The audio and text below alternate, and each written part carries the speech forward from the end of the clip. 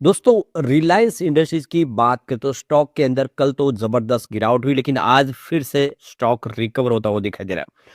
और इसके पीछे सबसे बड़ी जो गुड न्यूज है, सीएलएसए ने नया टारगेट दिया है।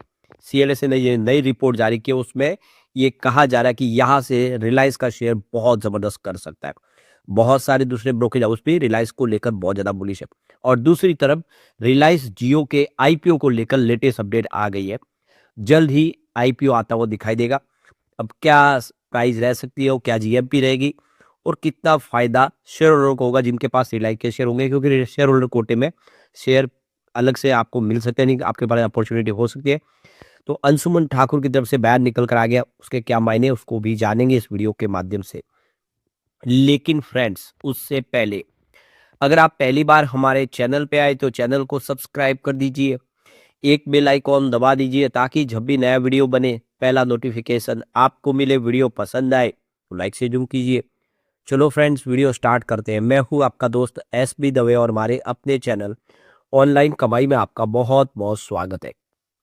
सबसे पहले रिलायंस इंडस्ट्रीज के कारोबार की बात करूं, 1398 में स्टॉक आपको ट्रेड करता हुआ दिखाई देगा। 12:30 का टाइम है, 0.32% की तेजी देखने को मिल रही। तो आप देख सकते हो सुबह शुरुआत तो कमजोर हुई थी। इंट्राडे में 1373 तक भी स्टॉक गया था, नीचे गया, लेकिन वहां से रिकवरी देखने को मिली और इस समय स्टॉक अपने दिन के ऊपरी हाई प्राइस पर ही है, 1398 पर है। तो आप देख ही सकते हो कि स्टॉक काफी बेहतर करता हुआ दिखाई देगा निचले लेवल से। तो 1114 इसका 52 वीक का लो है, लेकिन हाई जो है वो 1611 का है। स्टॉक उस लेवल से अभी आप देख सकते हो करीब 200 रुपये डिस्काउंट पे है। तो अब यहाँ पे जो बड़ी अपडेट निकल के आ रही है, जियो प्लेटफॉर्म के आईपीओ का जो लोग इंतजार कर रहे थे उनके लिए अब गुड न्यूज आ चुकी है। इकोनॉमिक्स टाइम्स की रिपोर्ट के अनुसार मॉर्गन स्टैनली और गोल्डमैन सैक्स को प्रस्तावित आईपीओ के लिए लीड बैंकर अपॉइंट कर लिया गया है। यानी शुरुआत हो चुकी है आईपीओ के लिए जल्द से जल्द लाने की। तो बड़े जो ग्लोबल आप देखे इन्वेस्टर फर्म गोल्डमैन सैक्स और मॉर्गन स्टैनली को ये काम सौंपा गया, क्योंकि इंडिया का सबसे बड़ा आईपीओ होने जा रहा है। मार्केट एक्सपर्ट का मानना है कि सबसे बड़े टेलीकॉम आईपीओ की वैल्यूएशन 133 बिलियन डॉलर से लेके 182 बिलियन डॉलर के आसपास रह सकती है। यानी बहुत बड़े वैल्यू के साथ मार्केट में आ रहा है ये आईपीओ। रिलायंस इंडस्ट्रीज फिलहाल फाइनेंस मिनिस्ट्री के परमिशन का इंतजार कर रही है। फाइनेंस मिनिस्ट्री की तरफ से क्लियरेंस मिलने के बाद आईपीओ के लिए आवेदन किया जाएगा। तो ये देख सकते हो कि अभी फिलहाल सरकारी परमिशन का इंतजार है और वो मिलते ही यहाँ पे इसके लिए अप्लाई कर दिया जाएगा।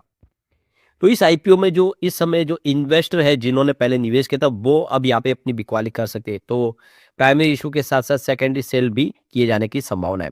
तो केकेआर, टीपीजी, सिल्वर लेक और विस्ता पार्टनर जैसे जो आईपीओ के पार्टनर्स हैं जिन्होंने पहले निवेश किया वो आईपीओ में अपनी हिस्सेदारी घटा सकते हैं। तो गूगल भी अपनी 7.75% की हिस्सेदारी बेच देख सकते हो कि मेटा 9.99% की हिस्सेदारी जो रखेंगे। ये ऐसा है कि फिलहाल गूगल और मेटा अपनी हिस्सेदारी नहीं बेचेंगे, उनकी काफ़ी बड़ी हिस्सेदारी है।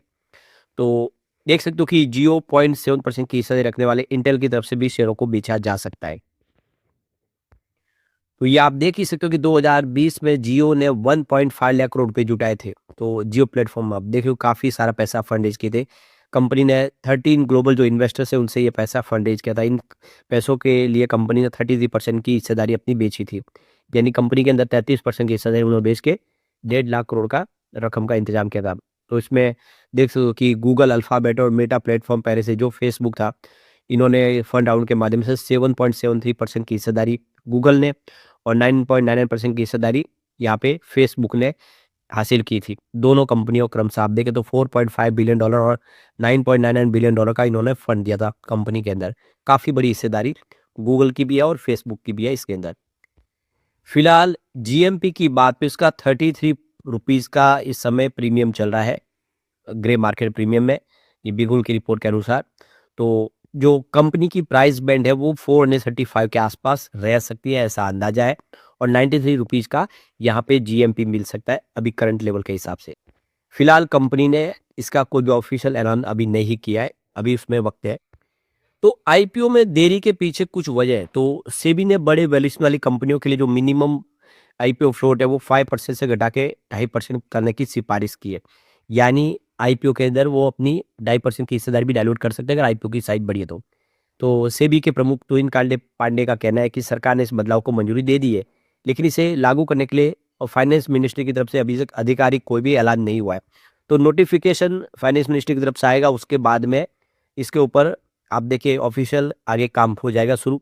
और इसीलिए ये नोटिफिकेशन का जो भी देरी की वजह से ही ये आईपीओ भी लेट हो रहा है, क्योंकि यहाँ पे कंपनी 2.5% की अपनी हिस्सेदारी डाइल्यूट करना चाहती है और अभी सेबी की तरफ से इसको हरी झंडी मिल चुकी है। तो सेबी का ग्रीन सिग्नल के बाद फाइनेंस मिनिस्ट्री की तरफ से अभी नोटिफिकेशन आएगा, उसके बाद में इसके ऊपर आप देखिए ये कानून की तरफ फाइनल हो जाएगा और इसके बाद में ही कंपनी आईपीओ लाएगी। तो ये कंपनी अभी समय फिलहाल हरी झंडी का इंतजार करे सरकार की तरफ से। तो यहाँ पे सेबी ने minimum public share holding norms में भी राहत दी है। 15% से कम पब्लिक प्लॉट के लिस्ट होने वाली कंपनियों को अब 15% तक पहुंचने के लिए 5 साल और 25% तक जाने के लिए 10 साल का समय मिलेगा। पहले ये डेडलाइन 2 से 5 साल के बीच में थी।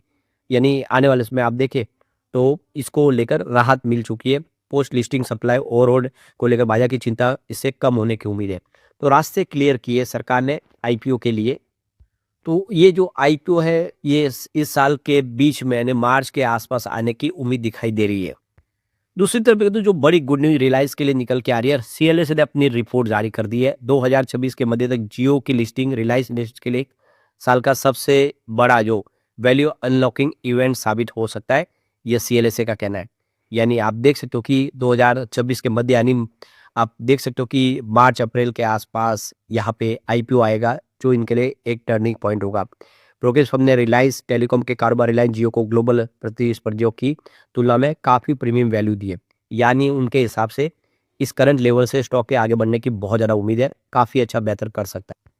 तो सीएलएस ने मार्च 2027 के लिए जियो का जो इंटरप्राइजेस वैल्यू 161 अरब डॉलर और मार्च 2028 के लिए 190 अरब डॉलर तक आका है।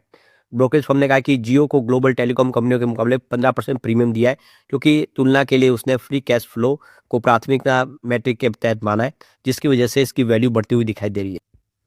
तो यहाँ पे सीएलएस ने कुछ सेगमेंट के वैल्यूएशन में कटौती भी की है। ब्रोकरेज फर्म ने रिलायंस न्यू एनर्जी बिजनेस के लिए अपने मल्टीपल्स घटाए, इसके अलावा रिटेल बिजनेस की वैल्यू को भी कम किया है, जिसे 2 साल पहले स्टेक सेल के इक्विटी फेस वैल्यू 10% से नीचे आका गया।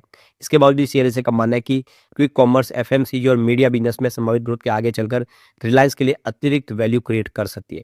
यानी भले कुछ बिजनेस कमजोर हो, लेकिन दूसरे बिजनेस उनके लिए काफ़ी सारा फायदे का सौदा साबित होंगे। Q3 के रिलायंस इंडस्ट्री के नतीजे काफ़ी अच्छे रहे, वैल्यू काफ़ी बड़ी है। 2.65 लाख करोड़ का रेवेन्यू दर्ज किया कंपनी ने, जो पिछली तिमाही में 2.55 लाख करोड़ के से आसपास से ज़्यादा अच्छा है। इसमें O2C बिजनेस की अहम भूमिका रही है।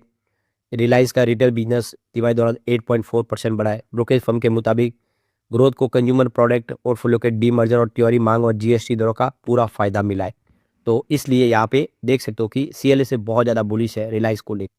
यहाँ पे गौर करने वाली बात है कि रिलायंस इंडस्ट्री को कवर करते करीब 37 एनालिस्ट, जिसमें से 35 ने बाय की रिकमेंडेशन की है, सिर्फ 2 एनालिस्ट सेल की रेटिंग है। इससे आप क्लियरली समझ सकते हो कि जो मार्केट एक्सपर्ट है वो बहुत ज़्यादा बुलिश है इस रिलायंस को लेकर।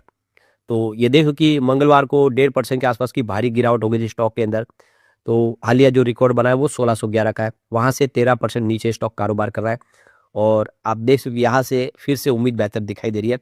एक्सपर्ट बहुत ज़्यादा बुलिश है और आईपीओ के आने के बाद यहाँ पे और संभावना पॉजिटिव बनेगी और जो इस समय रिटेल इन्वेस्टर जिन्होंने शेयर खरीदे हुए हैं रिलायंस के, उनको शेयर होल्डर कोटे में थे अप्लाई का मौका मिलेगा, तो उनके पास एक डबल अपॉर्चुनिटी होगी। लेकिन फ्रेंड्स, कोई भी इन्वेस्टमेंट करने से पहले अपने फाइनेंशियल एडवाइजर से एडवाइस ले ले या अपना खुद का रिसर्च करें, क्योंकि मैंने वीडियो आपके एजुकेशनल पर्पज के लिए ही बनाया। वीडियो पसंद आए तो लाइक से जरूर कीजिए और चैनल को सब्सक्राइब कर दीजिए। Thank you friends.